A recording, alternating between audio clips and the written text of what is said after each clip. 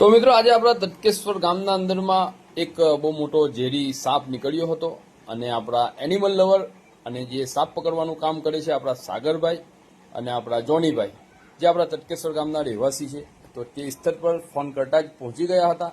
તો આપણે પહેલા ઓળખ કરાવીએ છીએ આપણા જોનીભાઈ અને સાગરભાઈને। ખૂબ ખૂબ સલામ છે કે આ ભાઈઓ માંડવી તાલુકાના તટકેશ્વર ગામના રહેવાસી છે અને જ્યારે પણ તમારા ઘરે ઝેરી સાપ કે અન્ય ખતરા હોય તો તેઓ તરત જ મદદ માટે આવે છે અને પ્રેમ અને કુશળતાપૂર્વક રેસ્ક્યુ કરે છે।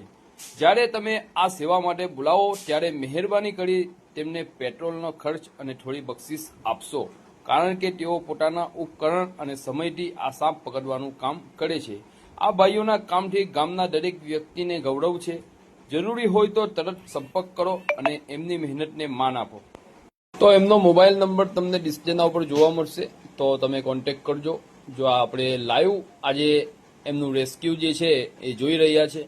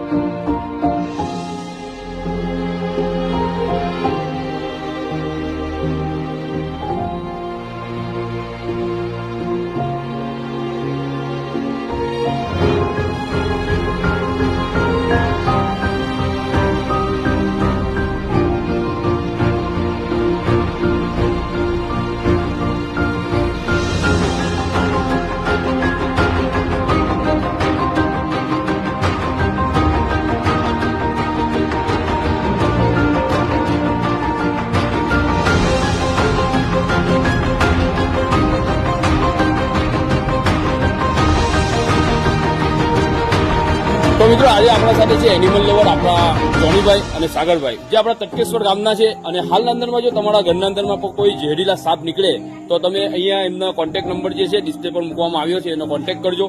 જે લોકો રેસ્ક્યુ કરીને અહીંયાથી લઈ જશે। તો આપણે જોનીભાઈ શું કેવું છે તમારે આના વિશે? આ કયો સાપ હતો? આપણા ગોઢાપણનો સાપ છે, ઇંગ્લિશમાં રસલ વાઇપર કહીએ છે। ઇન્ડિયામાં બીજા નંબરનો સાપ છે ઝેરી। આ કરી દે તો તાત્કાલિક ટ્રીટમેન્ટ મળે તો બચવાના ચાન્સ છે। બરાબર, એટલો અમે કહીએ છે કે કોઈ પણ સાપ કરે છે, રસલ વાઇપર હોય કે કોબરા હોય, 108 ને ફોન કરી દેવું, કોઈ ભગત ભુવા એને કોન્ટેક્ટ નહીં કરવો। બરાબર, જ્યાં સુધી બને ત્યાં સુધી સરકારી હોસ્પિટલમાં જોજો, ત્યાં તમને વેક્સિન મળી જાય તાત્કાલિક। બરાબર છે। પ્રાઇવેટ હોસ્પિટલમાં તમે જાઓ તો એ તમારી પાસે પૈસા વધારે લઈ લે। એ વેક્સિન તમારી પાસે સરકારી હોસ્પિટલમાંથી જ આવે છે। બરાબર, અને કોઈ પણ ટાઈમ નીકળો 24 કલાકમાં, એવું નહીં કે રાતના 2 વાગે છે, કોઈ પણ ટાઈમ નીકળો અમારો કોન્ટેક્ટ કરો।